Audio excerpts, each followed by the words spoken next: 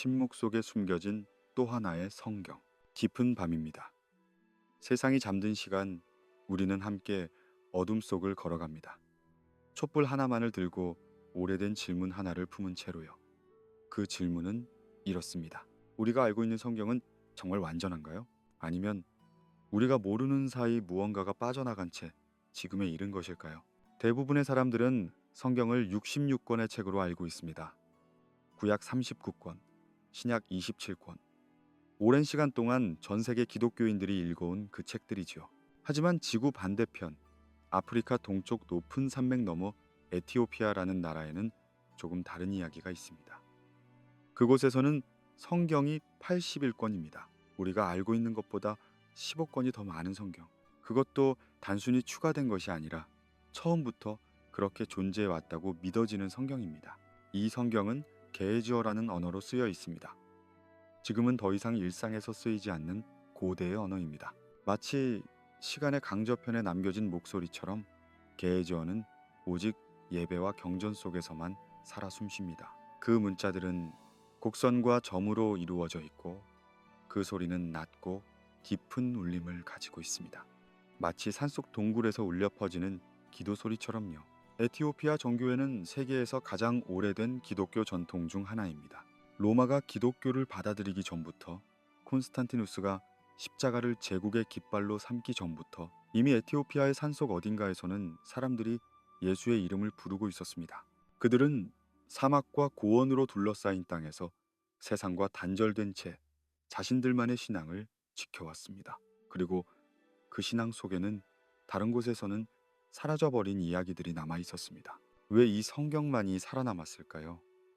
왜 같은 하나님을 믿고 같은 예수를 따르던 사람들이 서로 다른 책을 읽게 되었을까요? 이것은 단순히 종교의 문제가 아닙니다. 이것은 기억의 문제입니다. 무엇이 기억되고 무엇이 잊혀지는가? 누가 기억할 권리를 가지며 누가 망각을 선택하는가? 역사는 종종 승자의 언어로 쓰이지만 때로는 가장자리에서 산 너머 고립된 곳에서 또 다른 기억이 살아남기도 합니다. 서구 기독교의 역사를 돌아보면 어느 순간부터 몇몇 책들이 조용히 사라졌다는 것을 알 수 있습니다. 에녹서, 희년서, 에스드라, 일리서, 바룩의 묵시록. 이 이름들은 한때 초기 기독교 공동체에서 읽히고 인용되던 책들입니다. 하지만 어느 순간 그것들은 외경으로 분류되었고 정경의 목록에서 빠져나갔습니다. 왜 그랬을까요? 누가 그렇게 결정했을까요? 그리고 그 결정은 정말 신의 뜻이었을까요? 아니면 인간의 필요였을까요? 에티오피아는 지리적으로 세계와 격리되어 있었습니다. 사막, 산맥, 그리고 광활한 초원. 이곳에 도달하기 위해서는 긴 여정을 견뎌야 했고 한번 도착하면 쉽게 떠날 수 없었습니다. 그 고립은 때로는 저주처럼 느껴졌을 것입니다. 하지만 그 고립이 축복이 된 순간도 있었습니다. 로마의 손길이 닿지 않는 곳, 제국의 명령이 전해지지 않는 곳에서 에티오피아의 수도사들은 자신들이 물려받은 책들을 그대로 지켜낼 수 있었습니다. 그들은 양피지에 잉크를 묻혀 한 글자 한 글자 옮겨 적었고 그렇게 세대를 거쳐 전해졌습니다. 밤은 깊어갑니다. 우리는 이제 시간을 거슬러 올라갑니다. 로마 제국의 회의실로, 사막의 수도원으로, 그리고 예루살렘 언덕 위 작은 방으로. 이 여정은 논쟁이 아닙니다.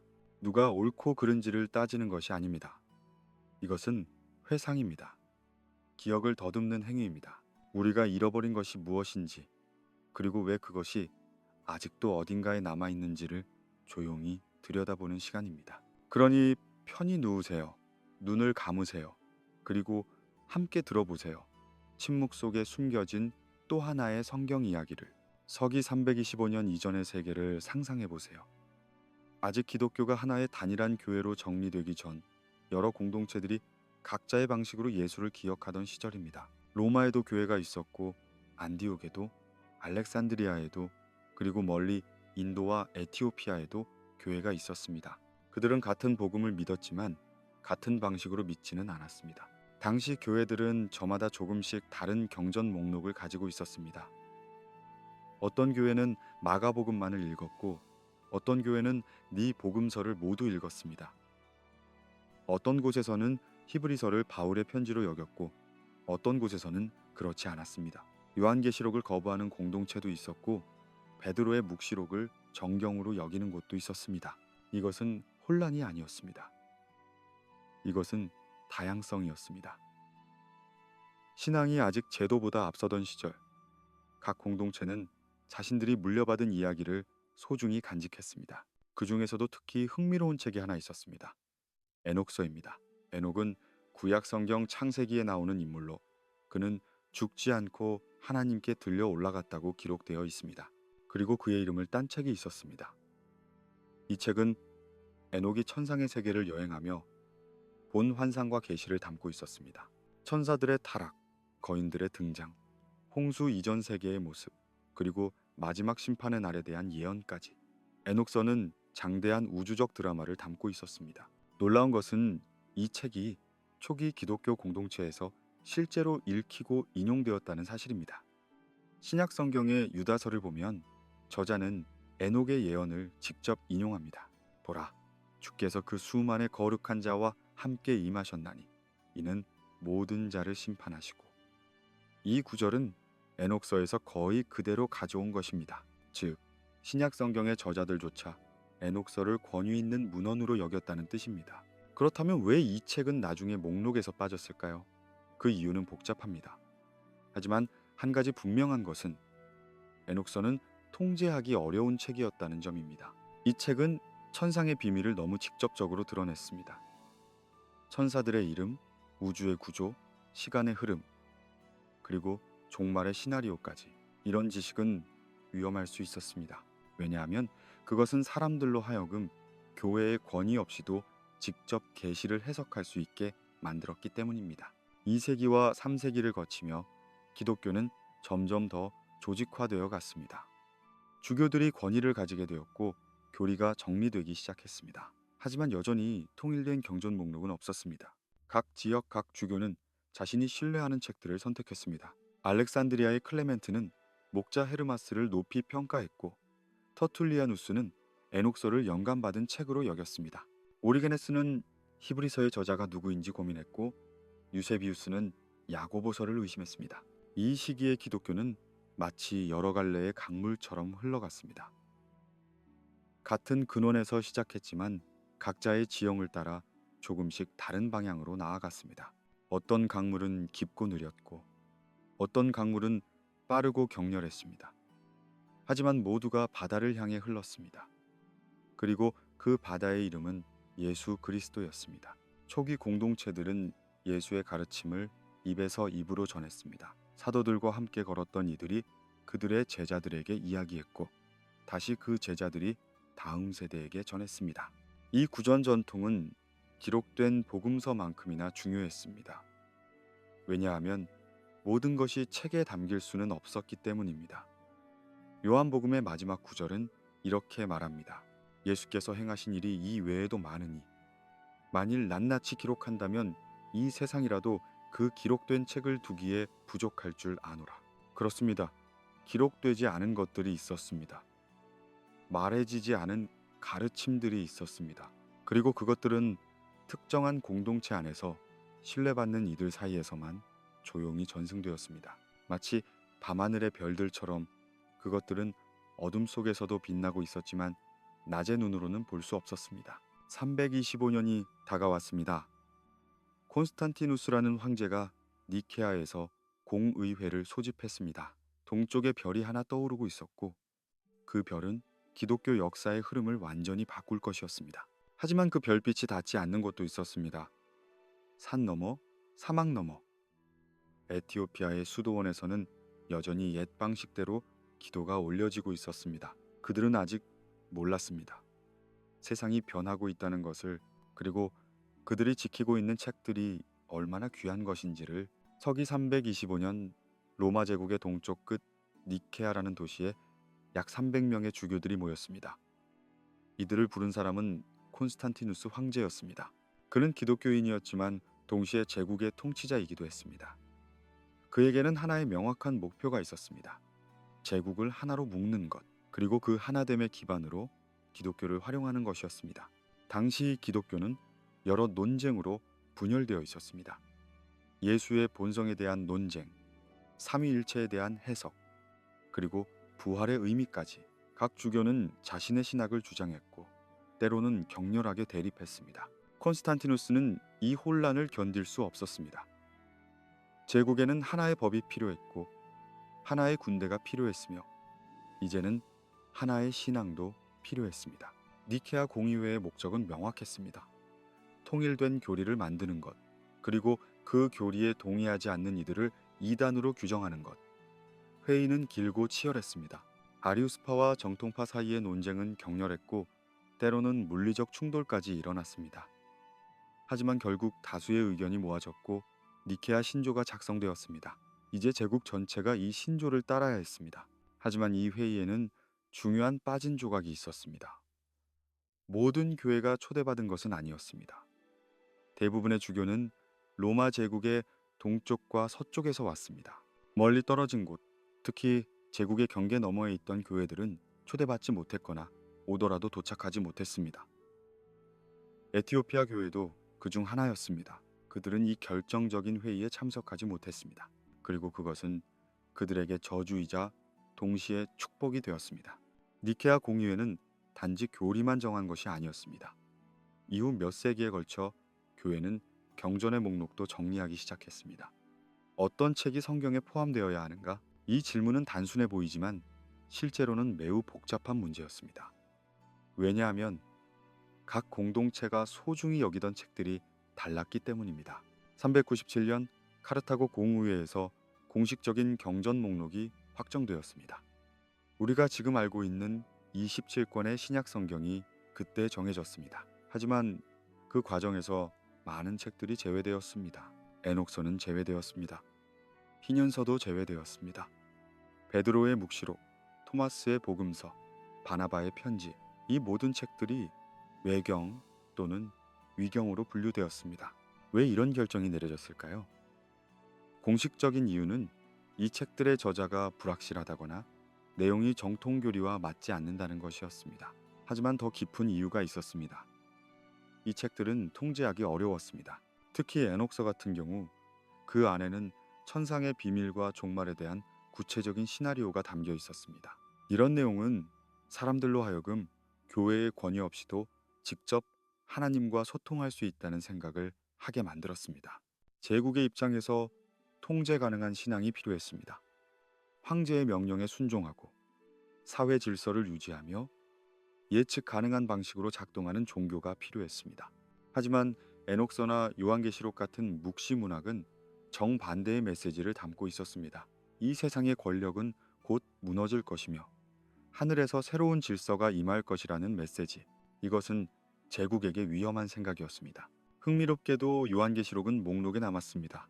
하지만 그것도 오랜 논쟁 끝에 간신히 포함된 것이었습니다. 동방교회의 많은 주교들은 계시록을 거부했고 심지어 3세기의 저명한 신학자 디오니시우스는 이 책이 사도 요한이 쓴 것이 아니라고 주장했습니다. 하지만 서방교회의 압력으로 결국 정경에 포함되었습니다. 반면 에녹서는 그런 행운을 누리지 못했습니다. 제국의 질서와 종말론은 충돌할 수밖에 없었습니다. 로마는 영원하다고 믿었습니다. 하지만 종말론은 모든 제국이 무너질 것이라고 말했습니다. 황제는 하나님의 대리인이라고 주장했습니다. 하지만 묵시문학은 땅의 왕들이 심판받을 것이라고 선언했습니다.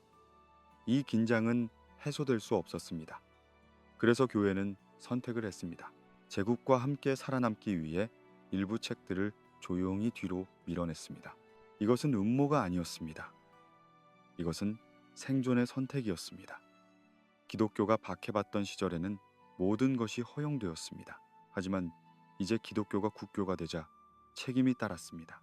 제국을 유지해야 했고 질서를 세워야 했으며 이단을 규정해야 했습니다. 그 과정에서 어떤 책들은 사라졌습니다. 불태워지지는 않았지만 읽히지 않았습니다. 필사되지 않았고 번역되지 않았으며 결국 대부분의 공동체에서 잊혀졌습니다. 하지만 모든 곳에서 잊혀진 것은 아니었습니다. 산 너머 어딘가에서, 사막 끝 어딘가에서 여전히 옛 책들이 읽히고 있었습니다. 촛불 아래서 양피지를 펼치는 손길이 있었고 게에제어로 쓰인 문장들을 낮은 목소리로 낭송하는 이들이 있었습니다. 그들은 몰랐습니다. 자신들이 지키고 있는 것이 얼마나 귀한지를.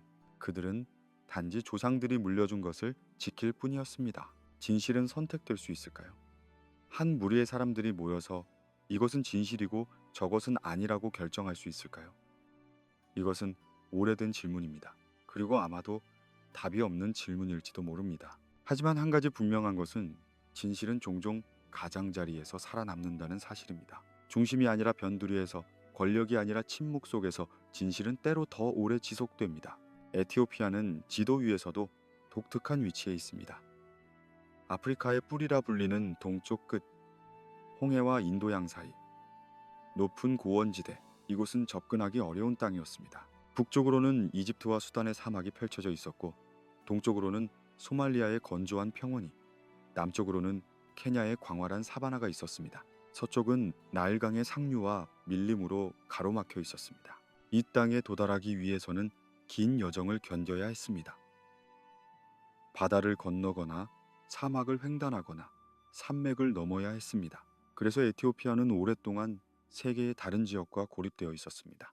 하지만 이 고립은 에티오피아에게 독특한 정체성을 주었습니다. 그들은 외부의 영향을 덜 받았고 자신들만의 전통을 오래 보존할 수 있었습니다. 악숨 왕국은 에티오피아 역사에서 황금기로 여겨집니다. 기원후 1세기부터 10세기까지 악숨은 강력한 무역 국가였습니다. 홍해를 통해 로마, 인도, 그리고 아라비아와 교역했습니다.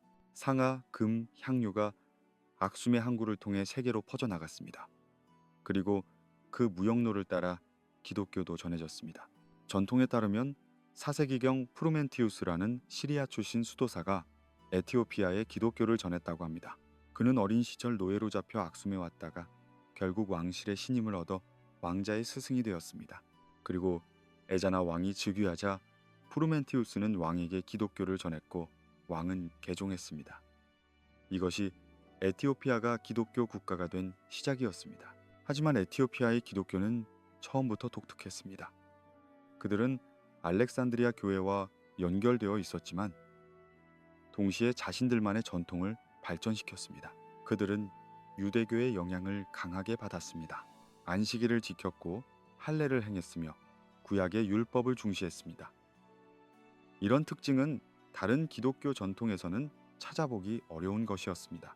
7세기에 이슬람이 등장하면서 에티오피아는 더욱 고립되었습니다. 이집트가 이슬람화되었고 북아프리카 전체가 무슬림의 지배 아래 들어갔습니다. 에티오피아는 이제 기독교 세계의 섬처럼 남게 되었습니다.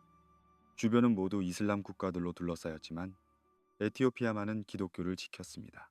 그리고 그 고립 속에서 그들은 자신들의 경전과 전통을 변함없이 보존했습니다. 산속 수도원들은 에티오피아 기독교의 심장부였습니다.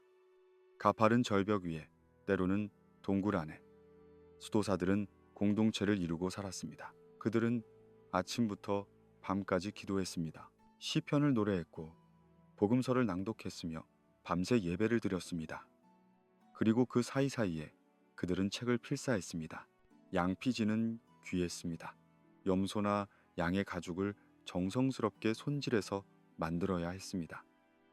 잉크는 그을음과 나무 수액으로 만들었습니다. 펜은 갈대를 깎아서 사용했습니다. 한 권의 성경을 필사하는 데에는 몇 달, 때로는 몇 년이 걸렸습니다. 하지만 그들은 멈추지 않았습니다. 세대가 바뀌어도, 전쟁이 일어나도, 기근이 닥쳐도 필사는 계속되었습니다. 왜 그렇게까지 했을까요? 그들에게 이 책들은 단순한 문헌이 아니었습니다. 이것은 하나님의 말씀이었고 조상들의 유산이었으며 정체성의 핵심이었습니다. 이 책들을 읽는다는 것은 자신들을 읽는 것과 같았습니다. 그래서 그들은 지켰습니다. 손가락이 굳어도, 눈이 침침해져도 그들은 한 글자 한 글자 옮겨 적었습니다. 서구 세계가 중세를 거치며 많은 고대 문헌을 잃어버렸을 때 에티오피아의 수도원에서는 여전히 옛 책들이 보존되고 있었습니다. 십자군이 예루살렘을 점령하고 종교 재판이 유럽을 휩쓸고 콘스탄티노플이 함락될 때에도 에티오피아의 산속에서는 평화로운 필사 작업이 이어졌습니다. 세상의 소란이 그곳까지는 닿지 않았습니다. 고립은 때로 보호가 됩니다. 세상과 단절되어 있다는 것은 외로움을 의미하지만 동시에 순수함을 지킬 수 있다는 뜻이기도 합니다. 에티오피아는 로마의 명령을 따를 필요가 없었습니다. 교황의 승인을 구할 필요도 없었습니다. 그들은 자신들이 물려받은 것을 그대로 지키면 그만이었습니다. 그리고 그렇게 지켜진 것들 중에는 다른 곳에서는 이미 사라진 이야기들이 포함되어 있었습니다. 양피지는 시간을 견딥니다. 종이보다 오래가고 천보다 튼튼합니다. 에티오피아의 수도원에는 1000년이 넘은 성경 필사본들이 아직도 보관되어 있습니다. 색이 바랬고 가장자리가 닳았지만 글자는 여전히 읽을 수 있습니다. 그 글자들을 보고 있으면 시간이 거꾸로 흐르는 것 같습니다. 수백 년 전 어느 수도사의 손길이 느껴집니다. 그가 앉아있던 돌바닥의 차가움이, 창밖으로 들려오던 새소리가, 촛불에 흔들리는 그림자가 함께 전해지는 것 같습니다. 밤은 계속 깊어갑니다. 우리는 이제 그 책들 속으로 들어갑니다. 에티오피아 성경에만 남아있는 이야기들, 다른 곳에서는 들을 수 없는 예수의 말씀들, 그것들은 어떤 내용일까요? 그리고 왜 그것들이 다른 곳에서는 사라졌을까요? 에녹은 성경에서 가장 신비로운 인물 중 하나입니다. 창세기 5장에는 그에 대한 짧은 기록이 있습니다. 에녹은 65세에 무드셀라를 낳았고 그 후 300년을 하나님과 동행하며 자녀를 낳았으며 그의 나이가 365세라. 에녹이 하나님과 동행하더니 하나님이 그를 데려가심으로 세상에 있지 아니하였더라. 이 마지막 문장이 모든 것을 말해줍니다. 에녹은 죽지 않았습니다. 하나님이 그를 데려가셨습니다. 이 짧은 기록은 수많은 상상을 불러일으켰습니다. 에녹은 어디로 갔을까? 그는 하늘에서 무엇을 보았을까? 그는 돌아와서 무엇을 말했을까? 그리고 이런 질문들에 대한 답이 바로 에녹서였습니다. 이 책은 에녹의 이름으로 전해진 환상과 계시를 담고 있었습니다. 천상의 여행, 타락한 천사들의 이야기, 노아의 홍수에 대한 예언, 그리고 마지막 심판의 날에 대한 묘사까지. 에녹서는 사실 한 권의 책이 아니라 여러 문헌의 모음입니다. 학자들은 이를 5부분으로 나눕니다. 감시자들의 책, 비유의 책, 천문학의 책, 꿈의 환상, 그리고 에녹의 편지. 각 부분은 서로 다른 시기에 쓰였지만 모두 에녹이라는 인물을 중심으로 엮여 있습니다. 가장 흥미로운 부분은 감시자들의 이야기입니다. 창세기 6장에는 이상한 구절이 하나 있습니다. 하나님의 아들들이 사람의 딸들의 아름다움을 보고 자기들이 좋아하는 모든 여자를 아내로 삼는지라. 이 구절은 항상 논란의 대상이었습니다. 하나님의 아들들이란 누구를 말하는 것일까요? 에녹서는 이에 대한 답을 제시합니다. 그들은 천사들이었고 그들은 하늘에서 내려와 인간 여성들과 결합했으며 그 결과 네피림이라는 거인들이 태어났다고 말합니다. 이 천사들은 인간들에게 금지된 지식을 가르쳤습니다. 무기 만드는 법, 화장하는 법, 주술과 점성술. 그리고 이 지식이 세상을 타락시켰습니다. 결국 하나님은 대홍수를 일으켜 땅을 정화하기로 결정했습니다. 하지만 그 전에 에녹을 하늘로 데려가 모든 것을 보여주었습니다. 타락한 천사들의 운명, 거인들의 영혼이 갈 곳, 그리고 의인들이 받을 보상까지. 에녹서는 단순한 신화가 아니었습니다. 이 책은 초기 유대교와 기독교에서 실제로 권위를 인정받았습니다. 사해문서에서 발견된 에녹서 사본들은 이 책이 예수 시대 훨씬 이전부터 존재했음을 증명합니다. 그리고 신약 성경의 유다서는 에녹의 예언을 직접 인용합니다.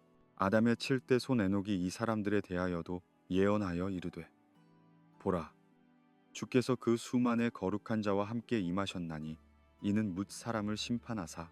이것은 매우 중요한 사실입니다. 신약 성경의 저자가 에녹서를 인용했다는 것은 당시 기독교 공동체에서 이 책이 영감받은 문헌으로 여겨졌다는 뜻입니다. 초대교회 교부들 중 일부도 에녹서를 긍정적으로 평가했습니다. 터툴리아누스는 이 책을 성령의 영감으로 쓰인 것으로 믿었고 알렉산드리아의 클레멘트도 여러 번 인용했습니다. 하지만 시간이 지나면서 에녹서는 점점 더 의심받기 시작했습니다. 그 이유는 무엇이었을까요? 여러 요인이 있었지만 가장 큰 이유는 이 책이 너무 구체적이었다는 점입니다. 에녹서는 천상의 구조를 자세히 설명했습니다. 7 하늘의 층위, 각 하늘에 있는 천사들의 이름과 역할, 별들의 운행 법칙, 그리고 마지막 심판의 시나리오까지. 이런 지식은 위험했습니다. 왜 위험했을까요?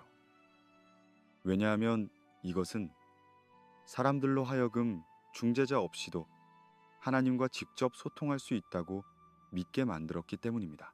에녹서를 읽는 사람은 스스로 하늘의 비밀을 알 수 있었고, 스스로 종말을 해석할 수 있었으며, 스스로 천사들의 이름을 부를 수 있었습니다.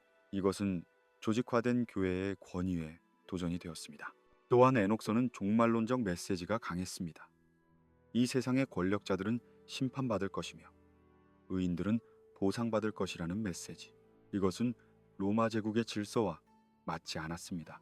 제국은 안정을 원했고 순종을 원했으며 예측 가능성을 원했습니다. 하지만 에녹서는 혁명적이었습니다. 그래서 결국 대부분의 기독교 공동체에서 이 책은 외경으로 분류되었고 점차 잊혀졌습니다. 하지만 에티오피아에서는 다른 일이 일어났습니다.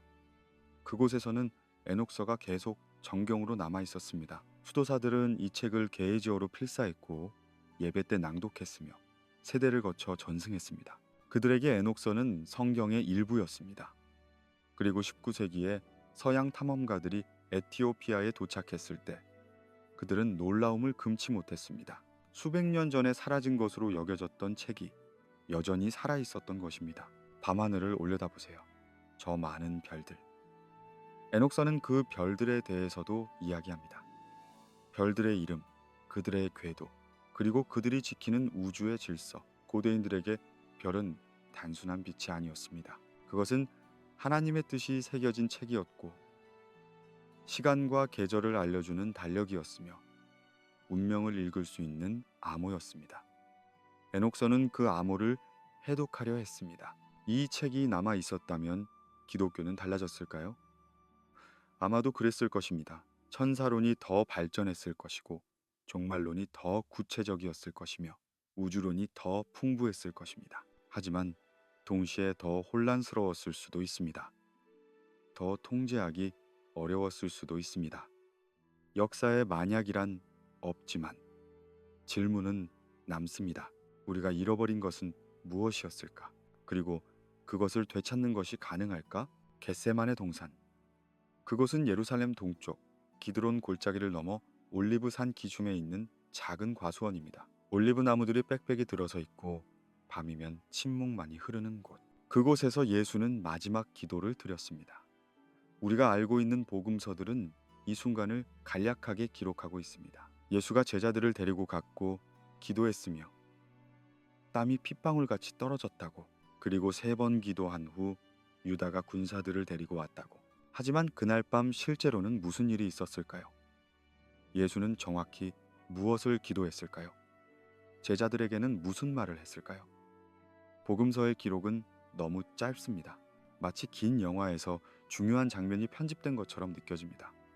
그리고 실제로 에티오피아 전승에는 더 긴 이야기가 남아 있습니다.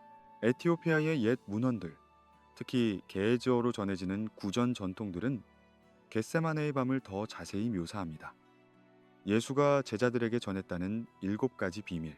이것은 정식 복음서에는 기록되지 않았지만 에티오피아 교회에서는 오랫동안 전해져 온 이야기입니다. 그 7가지는 무엇이었을까요? 첫 번째 비밀은 배신에 관한 것이었습니다. 예수는 제자들에게 누가 자신을 배신할 것인지 정확히 말했다고 합니다. 유다뿐만이 아니라 베드로의 부인, 그리고 다른 제자들이 뿔뿔이 흩어질 것까지. 하지만 이것은 단순한 예언이 아니었습니다. 예수는 그들에게 이렇게 말했다고 전해집니다. 너희가 나를 버릴 것이지만 나는 너희를 버리지 않을 것이다. 너희의 약함을 이미 알고 있고 그것을 용서할 준비가 되어 있다. 두 번째 비밀은 고통에 관한 것이었습니다. 예수는 자신이 겪을 고난을 구체적으로 설명했다고 합니다. 채찍질, 가시관, 십자가의 못. 하지만 더 중요한 것은 영적인 고통이었습니다. 하나님으로부터 버림받는 느낌, 어둠의 세력과의 마지막 대결, 그리고 인류의 모든 죄를 짊어지는 무게. 이 모든 것을 예수는 미리 알고 있었고 그것을 받아들이기로 결정했습니다. 세 번째 비밀은 부활에 관한 것이었습니다.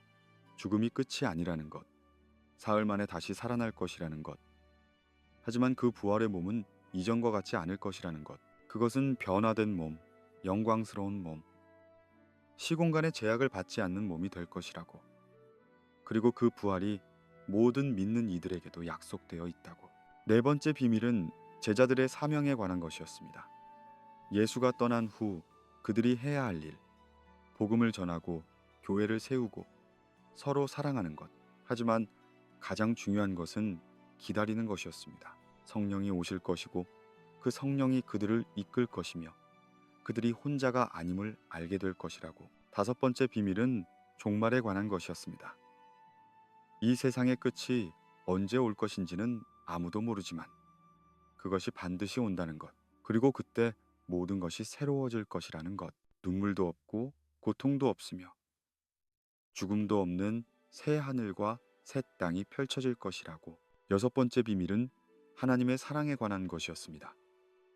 십자가가 형벌이 아니라 사랑의 표현이라는 것. 하나님이 세상을 심판하기 위해서가 아니라 구원하기 위해 예수를 보냈다는 것. 그리고 그 사랑은 조건이 없으며 끝이 없다는 것. 일곱 번째 비밀은 침묵에 관한 것이었습니다. 예수는 제자들에게 이렇게 말했다고 합니다.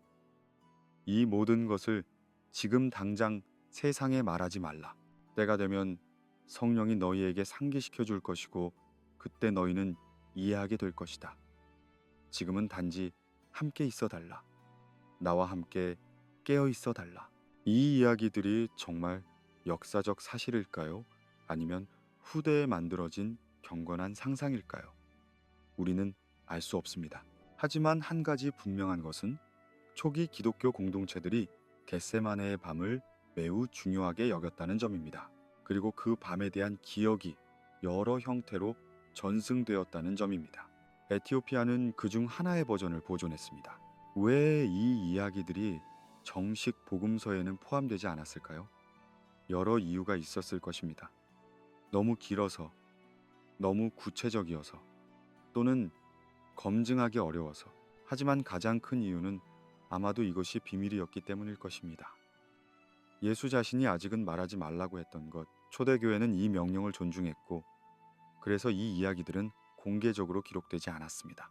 대신 구전으로 공동체 안에서만 조용히 전해졌습니다.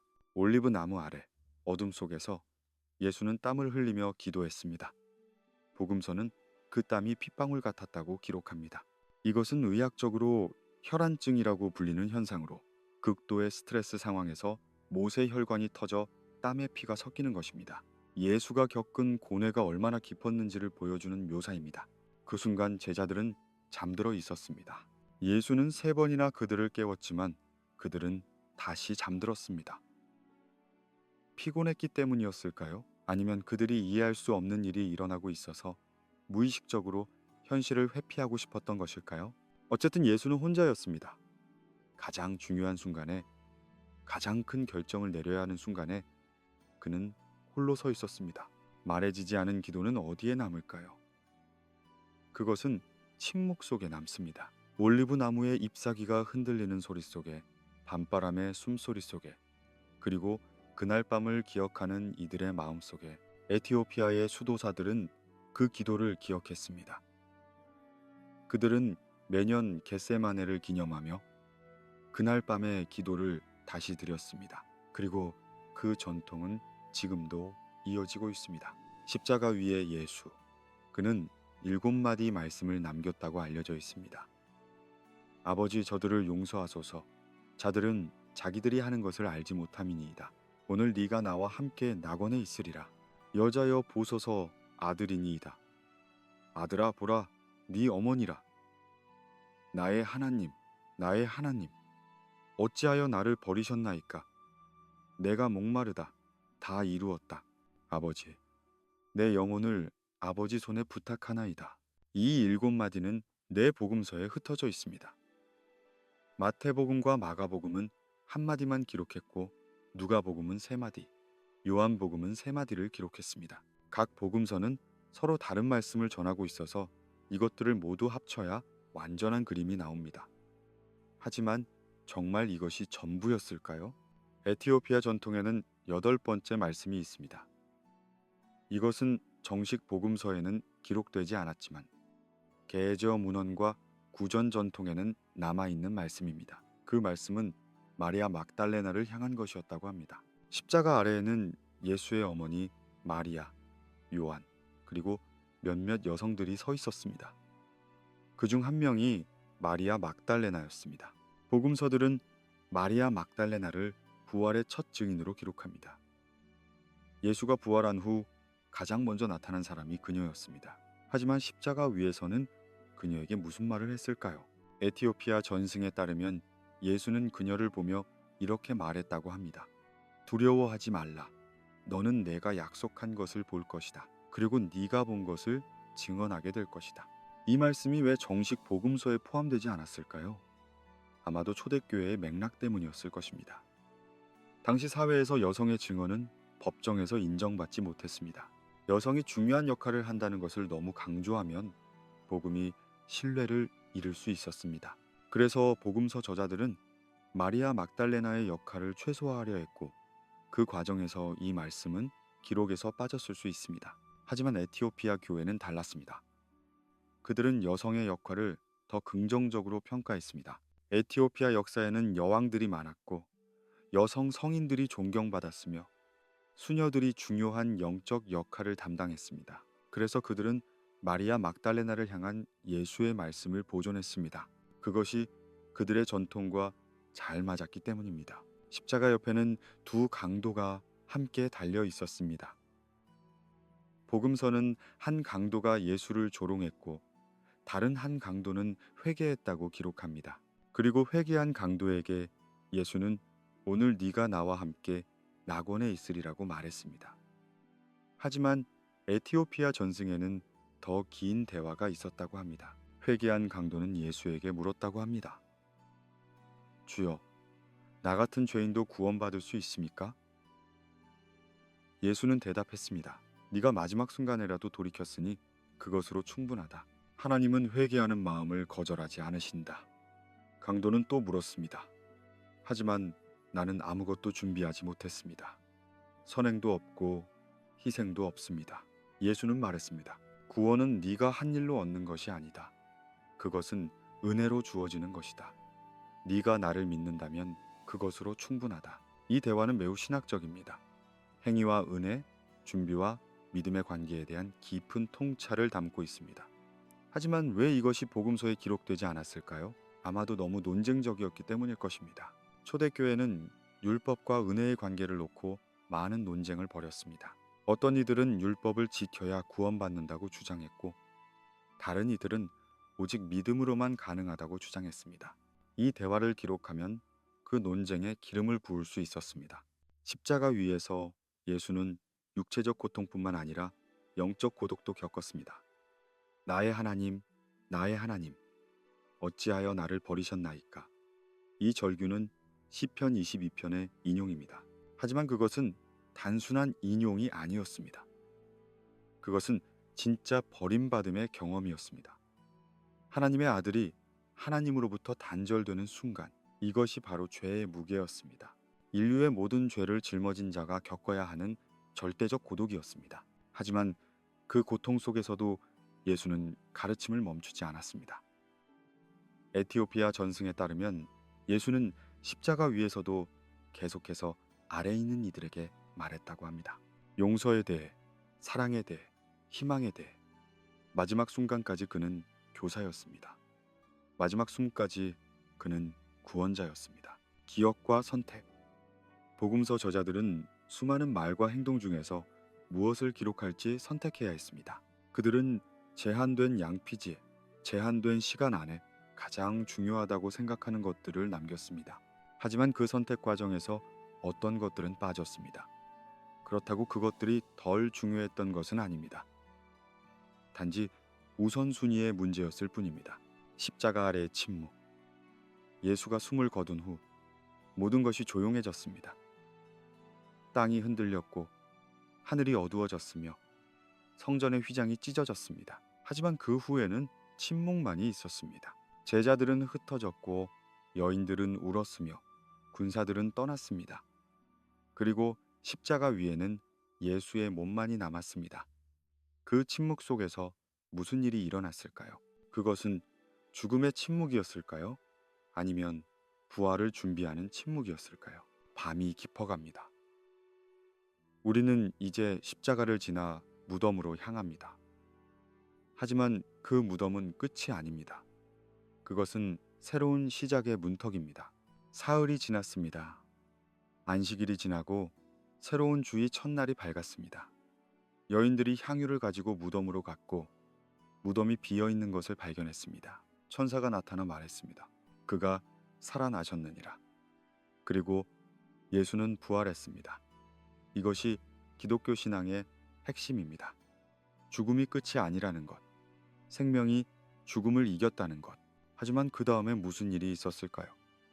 사도행전 1장은 이렇게 기록합니다. 그가 고난받으신 후에 또한 그들에게 확실한 많은 증거로 친히 살아계심을 나타내사 40일 동안 그들에게 보이시며 하나님 나라의 일을 말씀하시니라. 40일, 거의 6주간의 시간, 예수는 부활한 후 40일 동안 제자들과 함께 있었습니다. 하지만 그 40일 동안 정확히 무슨 일이 있었을까요? 복음서들은 부활 이후의 사건들을 단편적으로 기록합니다. 막달라 마리아와의 만남, 엠마오로 가는 두 제자와의 대화, 도마의 의심과 확신, 갈릴리 호수에서의 아침 식사. 이 장면들은 아름답고 감동적입니다. 하지만 40일을 채우기에는 턱없이 부족합니다. 나머지 시간에는 무엇을 했을까요? 예수는 무엇을 가르쳤을까요? 에티오피아 전승에는 이 40일에 대한 더 자세한 이야기가 남아 있습니다. 특히 요한에게 전해졌다는 깊은 계시에 대한 기록이 있습니다. 요한복음의 마지막 장은 이렇게 끝납니다. 예수께서 행하신 일이 이 외에도 많으니 만일 낱낱이 기록한다면 이 세상이라도 그 기록된 책을 두기에 부족할 줄 아노라. 기록되지 않은 가르침들이 있었다는 뜻입니다. 에티오피아 문헌에 따르면 예수는 40일 동안 제자들에게 하나님 나라의 깊은 비밀을 가르쳤다고 합니다. 하늘의 구조, 천사들의 계급, 부활의 본질, 그리고 마지막 때에 일어날 일들까지. 이런 가르침은 모든 이에게 공개할 수 없었습니다. 왜냐하면 그것은 영적으로 성숙한 이들만이 이해할 수 있는 내용이었기 때문입니다. 바울은 고린도전서에서 이렇게 말합니다. 형제들아, 내가 신령한 자들에게 하듯 하지 못하고 육신에 속한 자, 곧 그리스도 안에서 어린 아이들에게 하듯하여 젖을 먹이고 단단한 음식을 먹이지 아니하였노니 이는 너희가 감당하지 못하였음이거니와 지금도 못하리라. 단단한 음식, 성숙한 이들을 위한 가르침. 이것이 바로 부활 후 40일 동안 전해진 내용이었습니다. 예수는 하나님 나라의 구체적 의미를 설명했다고 합니다. 그것은 단지 미래에 올 왕국이 아니라 이미 시작된 현실이라고. 예수의 부활과 함께 하나님 나라는 이미 침투하기 시작했고 이제 그것은 점점 확장될 것이라고. 제자들은 그 확장의 도구가 될 것이며 성령이 그들과 함께 할 것이라고. 천상의 질서에 대해서도 말했습니다. 하늘에는 여러 층위가 있고 각 층위에는 다른 존재들이 거하며 모든 것이 하나님의 영광을 위해 조화롭게 작동한다고. 이것은 단순한 지리적 설명이 아니었습니다. 이것은 우주적 질서와 하나님의 통치에 대한 신학적 가르침이었습니다. 부활의 본질에 대해서도 깊이 있게 설명했습니다. 우리가 부활할 때 받게 될 몸은 어떤 것일까요? 그것은 이전의 몸과 같으면서도 다를 것이라고. 연속성과 변화, 정체성은 유지되지만 능력은 완전히 달라질 것이라고. 시공간의 제약을 받지 않고 썩지 않으며 영광스러운 몸이 될 것이라고. 마지막 때에 대해서도 이야기했습니다. 세상의 끝이 어떻게 올 것인지, 심판이 어떻게 이루어질 것인지, 그리고 새 하늘과 새 땅이 어떤 모습일지. 하지만 동시에 경고했습니다. 그 날짜와 시간은 아무도 모르니 항상 깨어 있으라고. 중요한 것은 시간표가 아니라 준비된 마음이라고. 이 모든 가르침이 왜 복음서에 기록되지 않았을까요? 여러 이유가 있었을 것입니다. 첫째, 너무 길고 복잡했습니다. 복음서는 예수의 생애와 가르침의 요약본이지 완전한 기록이 아닙니다. 둘째, 이 가르침들은 일반 대중을 위한 것이 아니었습니다. 이것은 제자들, 특히 사도들을 위한 특별한 교육이었습니다. 셋째, 이런 내용은 오해되기 쉬웠습니다. 잘못 이해하면 이단이 될 수 있는 미묘한 주제들이었습니다. 그래서 초대교회는 이 가르침들을 구전으로만 전했습니다. 주교가 다음 주교에게, 교사가 검증된 제자에게 입에서 입으로 조용히 전승했습니다. 이것을 비음이, 즉 숨겨진 가르침이라고 불렀습니다. 모든 이에게 공개되지 않지만 진지하게 추구하는 이들에게는 드러나는 진리, 밤에 들려주는 비밀 수업처럼 예수는 제자들을 따로 데리고 가 깊은 이야기를 나누었습니다. 요한은 특히 그런 순간들을 많이 가졌던 것 같습니다. 그는 예수가 사랑하는 제자로 불렸고 최후의 만찬에서 예수의 품에 기대어 있었습니다. 그리고 요한복음은 다른 복음서들과는 다른 깊이를 가지고 있습니다. 더 신학적이고 더 상징적이며 더 신비로운 내용들로 가득합니다. 히브리서는 이렇게 말합니다. 때가 오래되었으므로 너희가 마땅히 선생이 되었을 터인데 너희가 다시 하나님의 말씀의 초보에 대하여 누구에게서 가르침을 받아야 할 처지니 단단한 음식은 장성한 자의 것이요 그들은 지각을 사용함으로 연단을 받아 선악을 분별하는 자들이니라. 성숙한 신앙에는 깊은 가르침이 필요합니다. 그리고 그 깊은 가르침은 준비된 이들에게만 주어집니다. 침묵 속에서 이어진 지식의 흐름. 에티오피아의 수도사들은 그 흐름을 놓치지 않았습니다. 그들은 부활 후 40일에 대한 기억을 보존했고 세대를 거쳐 전승했습니다.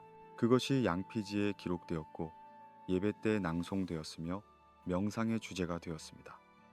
그들에게 이것은 단순한 역사적 사실이 아니었습니다. 이것은 살아있는 전통이었고 영적 양식이었으며 하나님과의 만남의 통로였습니다. 케브라 나가스트. 이 제목은 게에즈어로 왕들의 영광이라는 뜻입니다. 이것은 에티오피아의 국가 서사시이자 신성한 역사서이며 왕실의 정당성을 뒷받침하는 문헌입니다. 그리고 그 중심에는 솔로몬과 시바 여왕의 이야기가 있습니다. 구약 성경 열왕기상 10장에는 시바 여왕에 대한 짧은 기록이 있습니다. 시바 여왕이 솔로몬의 명성을 듣고 예루살렘을 방문했고 그의 지혜에 감탄했으며 많은 선물을 주고받은 후 자기 나라로 돌아갔다고. 하지만 케브라 나가스트는 이 이야기를 훨씬 더 자세하게 그리고 극적으로 풀어냅니다. 에티오피아 전승에 따르면 시바 여왕의 이름은 마케다였고 그녀는 악숨을 다스리는 강력한 여왕이었습니다. 그녀는 솔로몬의 지혜에 대한 소문을 듣고 긴 여정을 떠나 예루살렘에 도착했습니다. 솔로몬은 그녀를 환대했고 두 사람 사이에는 깊은 대화가 오갔습니다. 지혜, 하나님, 통치, 정의에 대한 이야기들, 그리고 어느 날 밤 두 사람 사이에 아들이 잉태되었습니다. 케브라 나가스트는 이 장면을 매우 조심스럽게 묘사합니다. 이것은 음란한 이야기가 아니라 운명적인 만남이었습니다. 두 위대한 왕국의 결합, 북쪽과 남쪽의 연합, 유다와 쿠시의 화합이었습니다. 마케다는 에티오피아로 돌아왔고 아들을 낳았습니다. 그의 이름은 메넬리크였습니다. 그는 자라서 아버지를 만나기 위해 예루살렘으로 갔습니다. 솔로몬은 그를 알아보고 환영했으며 그에게 지혜와 율법을 가르쳤습니다. 그리고 메넬리크가 에티오피아로 돌아갈 때 놀라운 일이 일어났습니다. 언약궤가 메넬리크와 함께 에티오피아로 옮겨졌다는 것입니다. 어떻게 그런 일이 가능했을까요? 케브라 나가스트에 따르면 하나님이 직접 명령하셨다고 합니다. 이스라엘이 하나님을 버릴 것이므로 언약궤를 남쪽으로 옮기라고. 그래서 메넬리크와 그의 동료들이 밤에 몰래 성전에 들어가 언약궤를 가지고 나왔고 그것을 에티오피아로 가져왔다고 합니다. 이 이야기는 역사적 사실일까요? 대부분의 학자들은 회의적입니다. 고고학적 증거도 없고 성경의 다른 기록과도 맞지 않습니다. 하지만 에티오피아 사람들에게 이것은 단순한 신화가 아닙니다. 이것은 그들의 정체성을 규정하는 이야기입니다. 그들은 자신들이 하나님의 선택받은 백성이며 언약을 계승한 나라라고 믿습니다. 그리고 흥미롭게도 지금도 에티오피아의 악숨시온 성모 마리아 교회에는 언약궤가 보관되어 있다고 주장합니다. 물론 아무도 그것을 본 적은 없습니다. 특별히 선택된 수호자 한 명만이 그 방에 들어갈 수 있고 그는 평생 그곳을 지키다가 죽습니다. 그리고 다음 수호자가 그 자리를 이어받습니다. 진실일까요? 전설일까요? 우리는 알 수 없습니다. 하지만 중요한 것은 역사적 사실 여부가 아닙니다. 중요한 것은 이 이야기가 담고 있는 신학적 메시지입니다. 남쪽이 보존자가 된다는 예언적 해석, 중심이 실패할 때 가장자리가 진리를 지킨다는 역설, 권력이 떠날 때 침묵이 더 큰 힘을 가진다는 통찰. 역사와 신화의 경계는 종종 모호합니다. 어디까지가 사실이고 어디서부터가 상상일까요? 하지만 어쩌면 이것은 잘못된 질문인지도 모릅니다. 신화는 역사적 사실보다 더 깊은 진실을 담을 수 있습니다. 신화는 한 공동체가 자신을 어떻게 이해하는지, 무엇을 가치 있게 여기는지, 어디로 향하고 있는지를 보여줍니다. 에티오피아 사람들은 자신들이 언약의 수호자라고 믿습니다. 그리고 그 믿음이 그들로 하여금 1000년 이상 성경을 보존하게 만들었습니다. 침략이 있었고 전쟁이 있었으며 기근이 있었습니다. 하지만 그들은 책을 지켰습니다. 왜냐하면 그 책이 자신들의 정체성이었기 때문입니다. 예수의 마지막 가르침이 향한 방향은 어디였을까요? 북쪽일까요? 남쪽일까요? 로마일까요? 에티오피아일까요? 복음서에 따르면 예수는 제자들에게 모든 민족에게 복음을 전하라고 명령했습니다. 예루살렘에서 시작하여 유대와 사마리아와 땅끝까지, 땅끝. 그것은 어디를 의미했을까요? 초대교회는 주로 북쪽과 서쪽으로 퍼져나갔습니다. 소아시아, 그리스, 로마. 그곳에서 기독교는 제국의 종교가 되었고 서구 문명의 기반이 되었습니다. 하지만 남쪽으로도 복음이 전해졌습니다. 이집트, 수단, 에티오피아. 그곳에서 기독교는 다른 형태로 발전했습니다. 덜 제도화되고 더 신비주의적이며 더 고대적인 형태로 북쪽과 남쪽. 이것은 단순한 지리적 구분이 아닙니다. 이것은 상징입니다. 북쪽은 권력, 제도, 조직을 상징합니다. 남쪽은 보존, 전통, 기억을 상징합니다. 북쪽은 변화하고 적응합니다. 남쪽은 지키고 보존합니다. 둘 다 필요합니다. 둘 다 가치가 있습니다. 시간 속에서 증명된 신앙의 지속성. 에티오피아 교회는 1600년 이상 살아남았습니다. 이슬람의 확장, 유럽의 식민주의, 현대의 세속화를 모두 견뎌냈습니다. 왜 그들은 살아남았을까요? 어쩌면 그들이 지켰던 책들 때문일지도 모릅니다. 그 책들이 그들에게 정체성을 주었고 희망을 주었으며 방향을 제시했기 때문에 진실은 중심이 아닌 가장자리에서 살아남습니다. 이것은 역사가 반복해서 보여주는 패턴입니다. 알렉산드리아 도서관이 불탔을 때 그곳의 책들 중 일부는 먼 수도원에 남아 있었습니다. 로마 제국이 무너졌을 때 고전 문헌들은 아일랜드의 수도사들에 의해 보존되었습니다. 종교개혁으로 많은 것이 파괴되었을 때 동방교회는 자신들의 전통을 지켰습니다. 가장자리가 중요한 이유는 거기에 다양성이 있기 때문입니다. 중심은 통일을 추구하지만 가장자리는 차이를 허용합니다. 중심은 정리하지만 가장자리는 보존합니다. 그리고 때로는 보존이 더 중요합니다. 왜냐하면 우리는 미래에 무엇이 필요할지 알 수 없기 때문입니다. 천천히 울리는 종소리처럼 에티오피아의 이야기는 우리에게 무언가를 일깨웁니다. 서두르지 말라. 잃어버리기 전에 기억하라. 중심만 보지 말고 가장자리도 살피라. 큰 목소리만 듣지 말고 작은 속삭임에도 귀 기울이라. 여기까지 왔습니다. 긴 여정이었습니다. 우리는 함께 시간을 거슬러 올라갔고 공간을 넘나들었으며 기억 속을 헤매었습니다. 이제 조용히 정리할 시간입니다.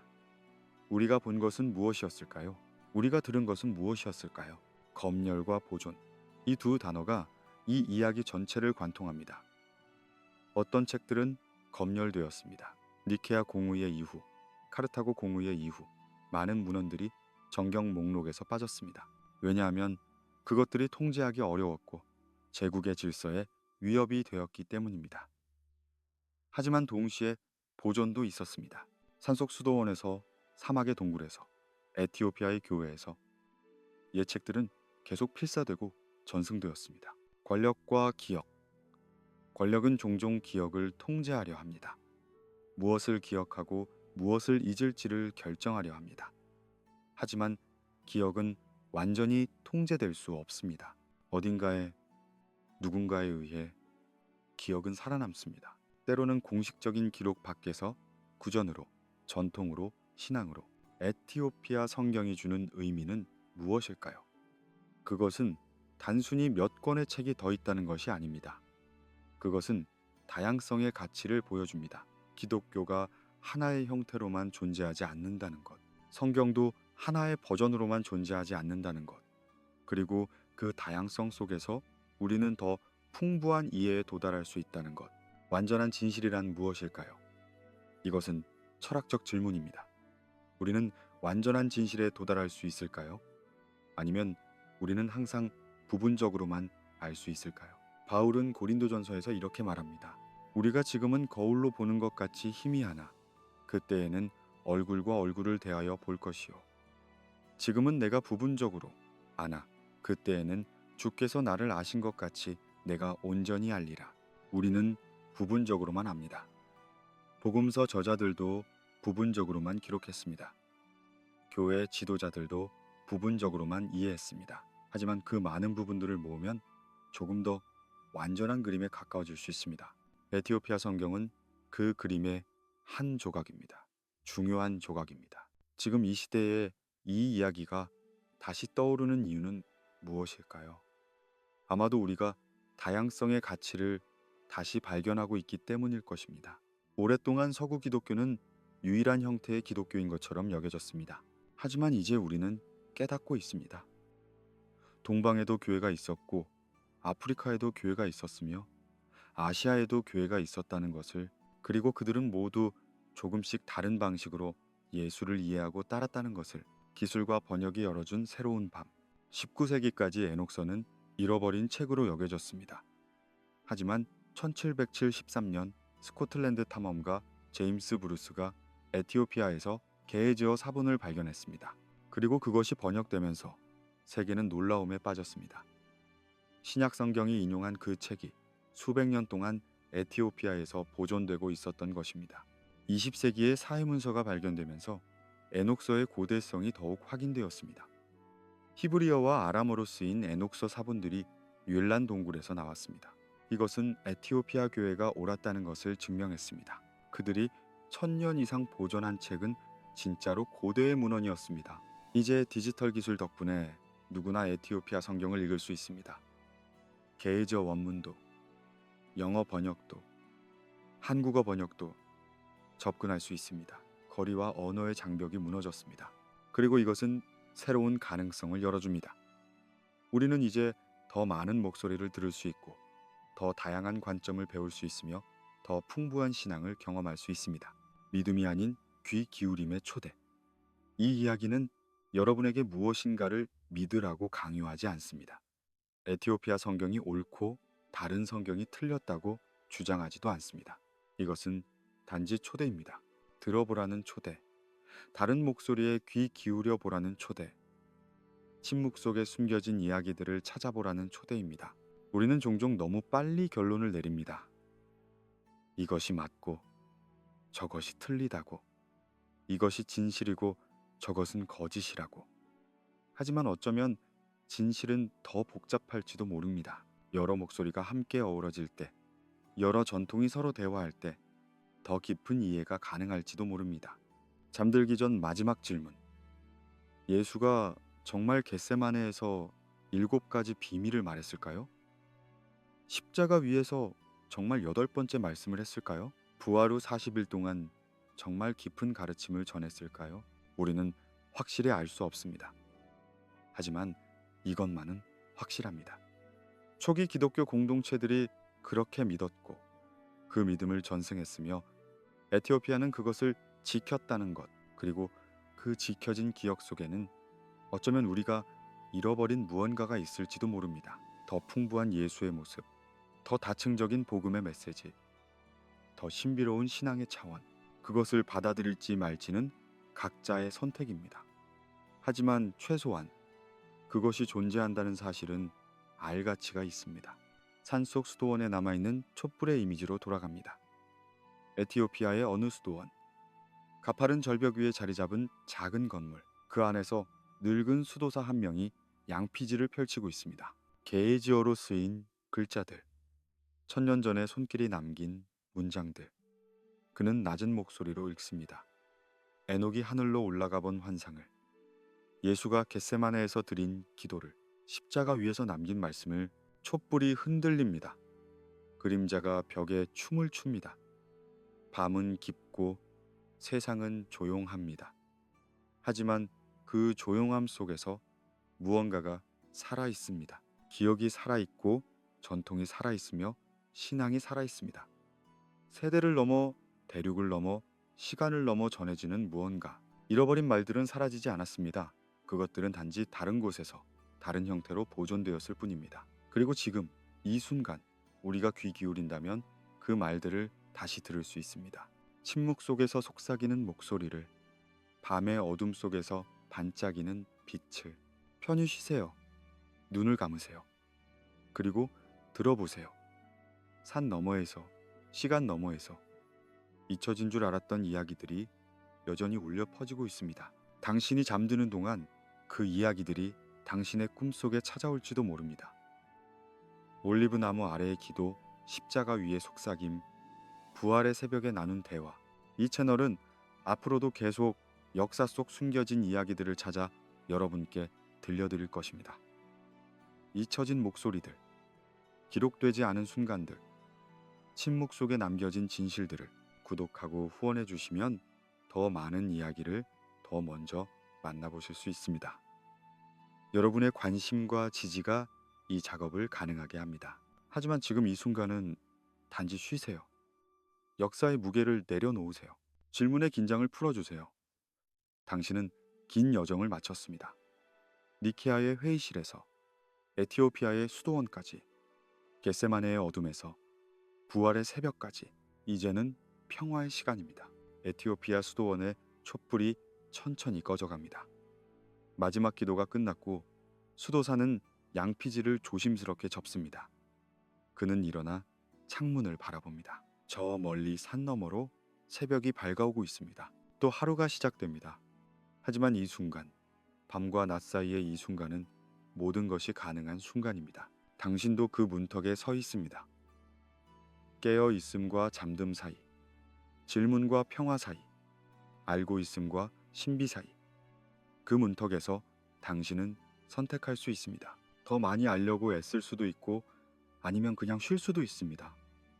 둘 다 좋습니다. 둘 다 필요합니다. 조용히, 아주 조용히 마지막 말을 남깁니다. 진실은 때로 가장 조용한 곳에서 가장 크게 울립니다. 중심이 아니라 가장자리에서, 낮이 아니라 밤에, 소란이 아니라 침묵 속에서, 그리고 당신이 지금 이 순간 느끼는 평화도 어쩌면 그런 진실의 한 조각일지 모릅니다. 잘 자요.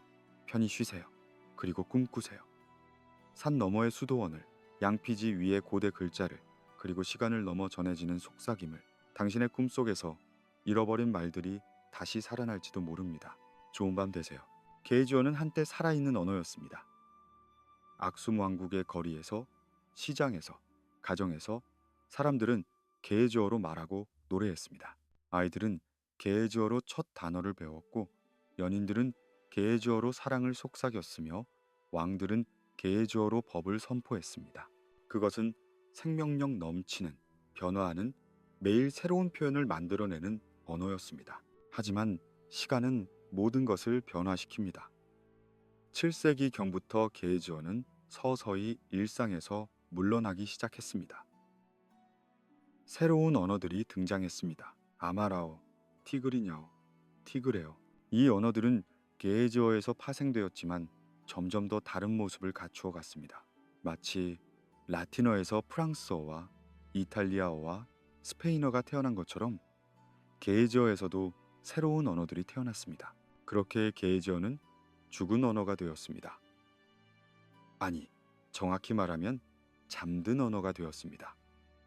왜냐하면 그것은 완전히 사라지지 않았기 때문입니다. 교회 안에서, 예배 속에서, 경전의 페이지 위에서 게이지어는 계속 살아 숨쉬었습니다. 마치 라틴어가 가톨릭 교회에서 보존된 것처럼 게이지어는 에티오피아 정교회의 거룩한 언어로 남았습니다. 이것은 놀라운 역설입니다. 언어가 죽음으로써 오히려 완벽하게 보존되었습니다.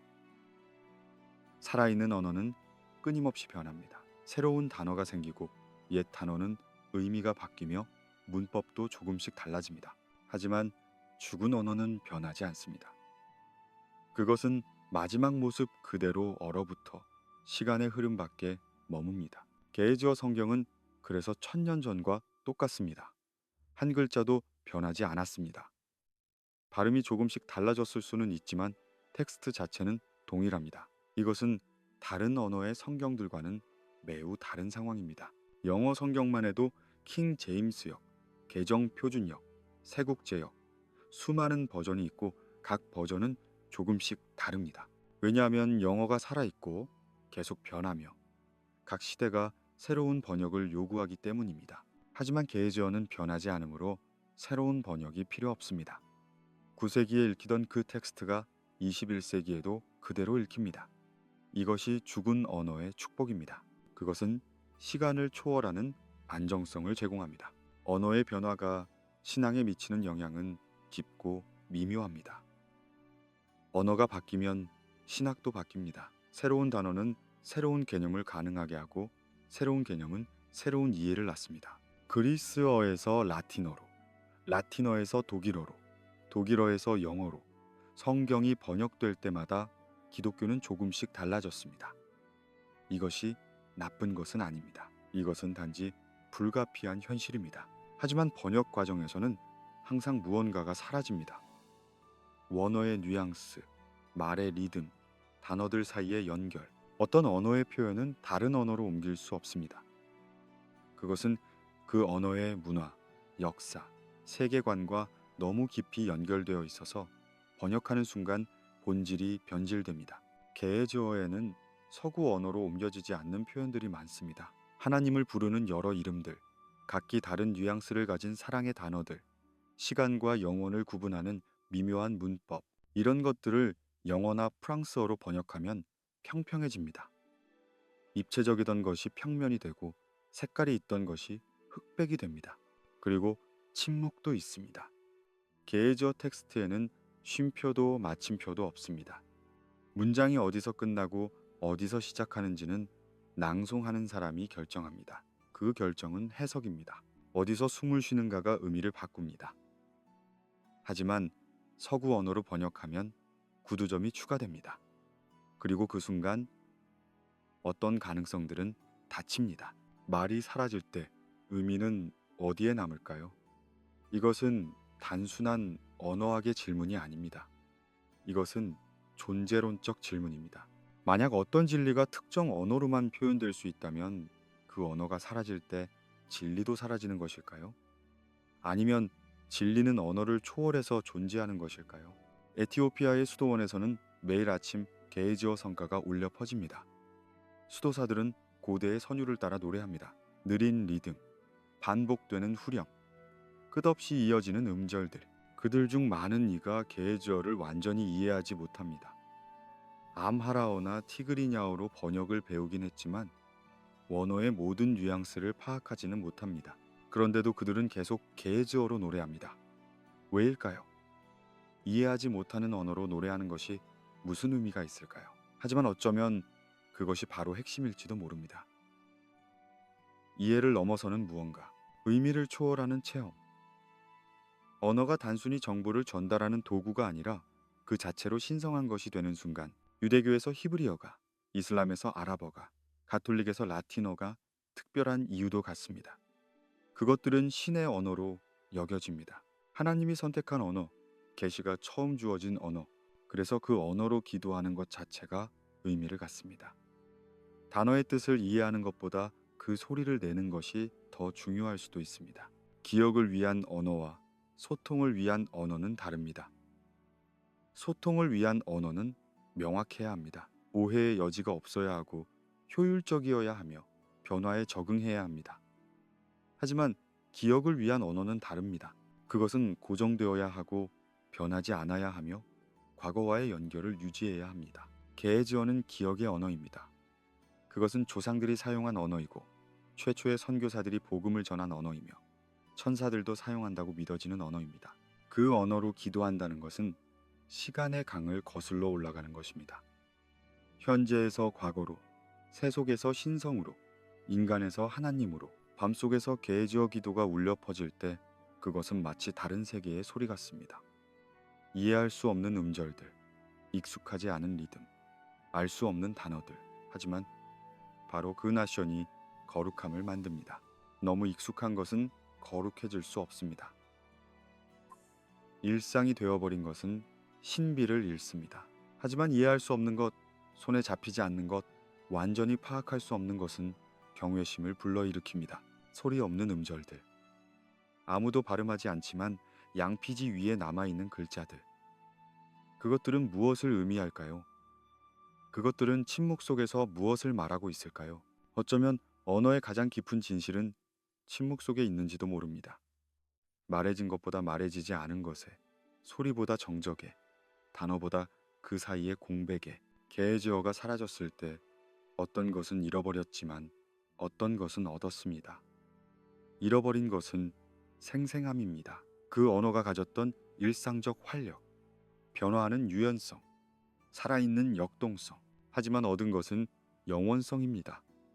변하지 않는 안정성, 시간을 초월하는 지속성, 그리고 신성함의 아우라. 죽은 언어는 박물관의 유물이 될 수도 있지만 에티오피아에서 게헤즈어는 그렇지 않습니다. 그것은 여전히 살아있습니다. 예배 속에서, 필사의 손길 속에서, 수도사들의 기도 속에서 이해되지 않아도 낭송되고 사용되지 않아도 보존되며 일상에서 사라졌어도 신성 속에 남아 있습니다. 진실은 언어를 필요로 하지만 동시에 언어를 넘어섭니다. 단어는 진실을 담는 그릇이지만 진실 자체는 아닙니다. 게헤즈어가 사라진 후에도 그 언어가 담았던 진실은 남아 있습니다. 다른 언어로 번역되어 다른 방식으로 표현되어 하지만 여전히 같은 본질을 유지하면서, 그리고 어쩌면 이것이 가장 중요한 교훈일지도 모릅니다. 진실은 특정 언어에 갇히지 않습니다. 그것은 흐르고 변화하며 새로운 형태를 찾습니다. 게헤즈어에서 암하라어로, 암하라어에서 영어로, 영어에서 한국어로. 형태는 바뀌어도 본질은 남습니다. 마치 물이 얼음이 되고 증기가 되어도 여전히 물인 것처럼 역사는 불로 가득합니다. 도서관이 불탔고 수도원이 불탔으며 책들이 불탔습니다. 때로는 전쟁 때문에, 때로는 광신 때문에, 때로는 단순한 무지 때문에. 하지만 가장 의도적이고 체계적인 소각은 종교의 이름으로 이루어졌습니다. 이단이라는 이름으로, 거짓이라는 이름으로, 위험하다는 이름으로. 알렉산드리아 도서관의 소실은 전설로 남아 있습니다. 정확히 언제 어떻게 파괴되었는지는 불분명합니다. 여러 번에 걸쳐 일부가 소실되었을 것으로 추정됩니다. 율리우스 카이사르의 시대, 이후 로마 황제들의 시대, 그리고 마지막으로 이슬람 정복 시대. 하지만 결과는 같습니다. 수십만 권의 책이 사라졌고 그 안에 담긴 지식도 함께 사라졌습니다. 기독교 역사에도 소각의 기록들이 있습니다. 325년 니케아 공의회 이후 아리우스파의 문헌들이 제국의 명령으로 불태워졌습니다. 아리우스가 쓴 책들, 그의 추종자들이 만든 문헌들 모두 화염 속으로 사라졌습니다. 지금 우리가 아리우스의 신학을 아는 것은 오직 그의 적들이 반박하기 위해 인용한 구절들을 통해서입니다. 그의 목소리는 직접 들을 수 없고 오직 왜곡된 메아리만 남았습니다. 4세기 말 테오도시우스 황제는 모든 이단 문헌을 파괴하라는 칙령을 내렸습니다. 영지주의자들의 복음서, 마르키온파의 성경, 몬타누스파의 예언서, 이 모든 것들이 제국 전역에서 수거되어 불태워졌습니다. 얼마나 많은 책이 사라졌는지, 그 안에 무엇이 담겨 있었는지 우리는 영원히 알 수 없습니다. 이단이라는 단어는 원래 그리스어로 선택을 의미했습니다. 하이레시스, 선택하는 것, 한 길을 택하는 것. 하지만 시간이 지나면서 그 단어는 잘못된 선택, 위험한 선택, 저주받은 선택을 의미하게 되었습니다. 누가 무엇이 이단인지를 결정했을까요? 다수가 소수를, 권력자가 무력한 자를, 승자가 패자를 이단으로 규정했습니다. 무엇을 제거할 것인지를 결정하는 것은 엄청난 권력입니다.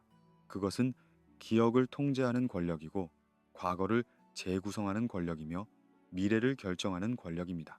어떤 책이 남고 어떤 책이 사라지는가에 따라 역사의 방향이 달라집니다. 어떤 목소리가 들리고 어떤 목소리가 침묵하는가에 따라 진실의 모습이 바뀝니다. 선택되지 못한 텍스트들은 조용히 사라졌습니다. 불꽃 속에서 재가 되거나 쓰레기 더미에 버려지거나 아니면 단순히 더 이상 필사되지 않음으로써 자연스럽게 소멸했습니다. 양피지는 비쌌고 누가 이단의 글을 보존하기 위해 귀한 재료를 낭비하겠습니까? 그래서 많은 책들은 불에 타지 않고도 사라졌습니다. 단지 잊혀짐으로써 20세기에 놀라운 발견들이 있었습니다. 1945년 이집트의 나그 함마디에서 영지주의 문헌들이 발견되었습니다. 항아리 속에 숨겨진 채 1600년을 견딘 책들, 토마스 복음, 빌립 복음, 진리의 복음. 이름만으로는 정경과 구별할 수 없지만 내용은 매우 달랐습니다. 이 책들은 초기 기독교의 다양성을 보여주었고 우리가 알던 것보다 훨씬 복잡한 그림을 드러냈습니다. 하지만 나그 함마디는 예외였습니다. 대부분의 이단 문헌은 살아남지 못했습니다. 우리는 그 제목만 알거나 아니면 그것이 존재했다는 사실조차 모를 수 있습니다. 얼마나 많은 복음서가 쓰였을까요? 얼마나 많은 사도행전이 있었을까요? 얼마나 많은 묵시록이 있었을까요? 우리는 알 수 없습니다. 침묵만이 남았습니다. 에티오피아에서는 제거라는 개념이 거의 존재하지 않았습니다. 왜일까요? 여러 이유가 있었습니다. 첫째, 그들은 니케아 공의회와 그 이후의 결정들로부터 멀리 떨어져 있었습니다. 제국의 명령이 산 너머까지 도달하지 않았습니다. 둘째, 그들은 자신들의 전통을 신뢰했습니다. 조상들이 물려준 것은 모두 가치가 있다고 믿었습니다. 셋째, 그들은 다양성을 위협으로 보지 않았습니다. 서구 기독교는 통일을 추구했습니다. 하나의 교리, 하나의 신조, 하나의 경전. 차이는 위험으로 여겨졌고 다양성은 혼란으로 간주되었습니다. 하지만 에티오피아는 달랐습니다. 그들에게 신앙은 정확한 교리보다 경건한 삶에 가까웠습니다. 무엇을 믿는가보다 어떻게 사는가가 더 중요했습니다. 그래서 에녹서가 이상하게 들려도 희년서가 독특해도 그것들을 불태울 이유가 없었습니다. 남김과 삭제의 차이는 미묘하지만 결정적입니다. 삭제는 적극적인 행위입니다. 누군가가 의도적으로 무언가를 제거합니다. 하지만 남김은 수동적일 수 있습니다. 단지 버리지 않는 것, 계속 보존하는 것, 다음 세대에 전하는 것. 에티오피아의 수도사들은 특별히 에녹서를 옹호하려 하지 않았습니다. 그들은 단지 그것을 지켰을 뿐입니다. 조상들이 그랬던 것처럼. 불과 잿더미 이미지를 상상해 보세요. 어느 4세기의 광장, 로마 제국의 한 도시.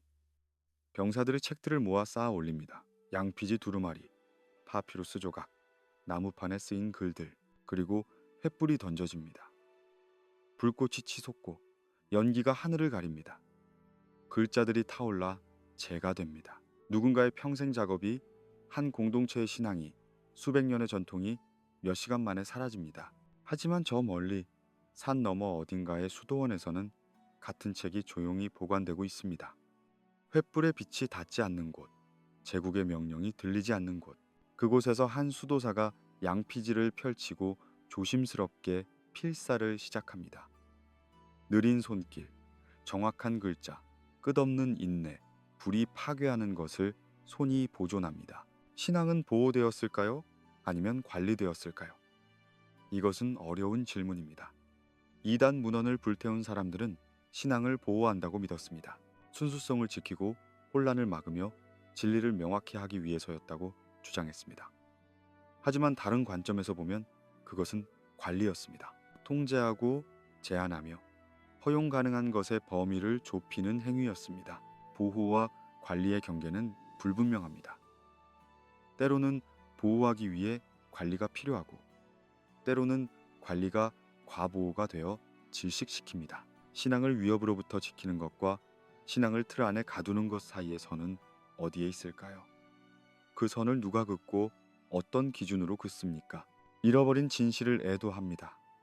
우리가 결코 읽지 못할 복음서들을 위해, 우리가 들을 수 없는 예언들을 위해, 화염 속에 사라진 기도들을 위해. 그것들은 정말 위험했을까요? 정말 신앙을 위협했을까요? 아니면 단지 다른 목소리였을 뿐일까요? 우리는 알 수 없습니다. 왜냐하면 그것들은 사라졌기 때문입니다. 하지만 완전히 사라진 것은 없을지도 모릅니다. 어딘가에, 누군가의 기억 속에, 아직 발견되지 않은 동굴 속에, 흙에 묻힌 항아리 속에 어쩌면 아직 남아있을지도 모릅니다. 나그 한마디가 발견되었듯이, 사회문서가 발견되었듯이 미래의 또 다른 발견이 있을 수도 있습니다. 그때 우리는 다시 놀라게 될 것입니다. 얼마나 많은 것을 몰랐는지를 숨을 고릅니다. 이 무거운 이야기 뒤에 잠시 쉬어갑니다. 불과 재의 이미지를 뒤로하고 조용한 보존의 이야기로 나아갑니다. 문자가 발명되기 전에도 신앙은 존재했습니다. 아브라함은 성경을 읽지 않았습니다. 모세도 처음에는 구전으로만 하나님의 말씀을 들었습니다. 예수의 제자들도 처음 몇 년간은 아무것도 기록하지 않았습니다. 그들은 단지 기억했습니다. 본 것을, 들은 것을, 경험한 것을. 기억은 신앙의 가장 오래된 형태입니다. 글자보다 먼저, 책보다 먼저 기억이 있었습니다. 아버지가 아들에게, 어머니가 딸에게 이야기를 전했습니다. 하나님이 홍해를 가르신 이야기, 광야에서 만나를 내리신 이야기, 약속의 땅으로 인도하신 이야기. 이 이야기들은 입에서 입으로 전해졌고 그 과정에서 살아 숨쉬었습니다. 암송은 고대 세계의 핵심 교육 방식이었습니다. 유대인 아이들은 토라를 암송했습니다. 한 줄 한 줄, 한 장 한 장. 결국 전체를. 그렇게 율법은 그들의 마음에 새겨졌습니다. 단순히 아는 것이 아니라 내면화되는 것입니다. 생각의 일부가 되고 정체성의 핵심이 됩니다. 초대교회도 같은 방식을 사용했습니다. 복음서가 기록되기 전, 사도들의 편지가 돌아다니기 전, 신자들은 예수의 말씀을 암송했습니다. 산상수훈, 비유들, 마지막 만찬의 말씀, 이것들은 예배 때 낭송되었고 세례교육에 사용되었으며 개인 명상의 주제가 되었습니다. 찬가는 또 다른 형태의 기억이었습니다. 시편은 노래로 불렸습니다. 찬송가들은 교리를 담고 있었습니다. 노래는 기억하기 쉽습니다. 리듬과 멜로디가 단어들을 하나로 묶어주고 반복이 기억을 강화합니다. 그래서 문맹이었던 신자들도 신앙의 핵심을 알 수 있었습니다. 노래를 통해서. 에티오피아 교회의 구전 전통은 특별히 강력했습니다. 게으르어 전례는 길고 복잡했지만 수도사들은 그것을 모두 외웠습니다. 악보도 없었고 기보법도 없었습니다. 스승이 제자에게 직접 가르쳤고 제자는 듣고 따라하며 배웠습니다. 이 과정은 몇 년이 걸렸지만 일단 배우면 평생 잊지 않았습니다. 에티오피아의 성가는 단순히 멜로디와 가사가 아니었습니다. 그것은 몸의 움직임도 포함했습니다. 춤이라고 부를 수도 있고 거룩한 몸짓이라고 부를 수도 있습니다. 손의 위치, 발의 움직임, 몸의 각도, 이 모든 것이 의미를 가지고 있었고 함께 전승되었습니다. 그래서 에티오피아 예배는 전체적인 경험이었습니다. 듣는 것만이 아니라 보는 것, 느끼는 것, 참여하는 것, 아이들에게 들려주는 이야기처럼 복음도 전해졌습니다. 저녁이면 가족이 모여 앉아 할아버지가 이야기를 들려주었습니다. 예수가 물 위를 걸으신 이야기, 오병이어의 기적, 나사로를 살리신 일. 아이들은 눈을 크게 뜨고 들었고 질문했으며 기억했습니다. 그리고 그들이 자라 부모가 되면 같은 이야기를 자식들에게 들려주었습니다. 이렇게 전해지는 이야기는 책에 쓰인 것과는 다릅니다. 그것은 살아있습니다. 이야기하는 사람의 목소리, 표정, 감정이 함께 전달됩니다. 같은 이야기라도 할 때마다 조금씩 다릅니다. 청중의 반응에 따라, 상황에 따라 이야기는 유연하게 변합니다. 하지만 핵심은 변하지 않습니다. 기억한다는 것의 신학적 의미는 깊습니다. 구약 성경에서 하나님은 자주 기억하십니다. 노아와의 언약을 기억하시고 아브라함과의 약속을 기억하시며 이스라엘의 고통을 기억하십니다. 기억한다는 것은 단순히 과거를 떠올리는 것이 아닙니다. 그것은 관계를 유지하는 것이고 약속을 지키는 것이며 현재의 과거를 살아있게 하는 것입니다. 예수도 제자들에게 기억하라고 말씀하셨습니다. 마지막 만찬에서 그분은 빵을 떼며 말씀하셨습니다. 이것을 행하여 나를 기념하라. 기념한다는 것은 히브리어로 자카르, 기억한다는 뜻입니다. 단순히 과거의 사건을 생각하는 것이 아니라 그 사건을 현재로 가져오는 것입니다. 성찬을 할 때마다 우리는 그 밤으로 돌아가고 예수의 희생을 다시 경험합니다. 기록되지 않았지만 살아있었던 가르침들이 많았습니다. 바울은 고린도 교회에 보낸 편지에서 이렇게 씁니다. 내가 너희에게 전한 것은 주께 받은 것이니 그는 받은 것을 전했습니다. 구전으로 받았고 구전으로 전했습니다. 물론 나중에 편지로도 썼지만 처음에는 말로 했습니다.